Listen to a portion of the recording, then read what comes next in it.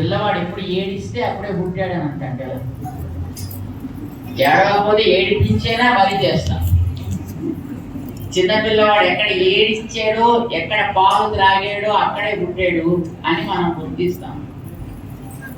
ఆయన పాలు తాగింది యశోదమ్మ దగ్గర, ఏడిచినది గోకులంలో, అందుచేత గోకులంలోనే పుట్టాడు అని స్థిరపడిపోయింది ఆయన.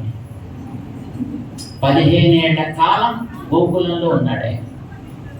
అద్భుతమైనటువంటి లీలలు ప్రదర్శన చేశాడు ఆయన.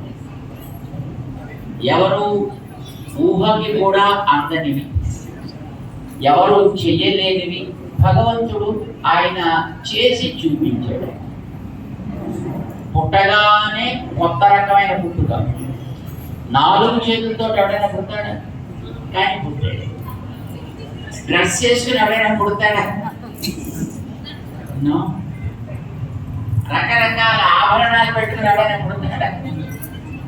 నో. ఆయుధాలు పట్టుకుని పుడతాడా ఎవడైనా? నో. మంచి మంచి మాలికలు వేసుకుని ఎవరైనా పుడతాడా? నో.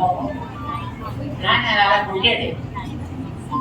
ఆభరణాలు వేసుకుని పుట్టాడు, ఆయుధాలు పట్టుకుని పుట్టాడు, రకరకాలైనటువంటి అందమైనటువంటి వనమాలాదులు ధరించి పుట్టాడు, పట్టు పీతాంబరాలతో పుట్టాడు.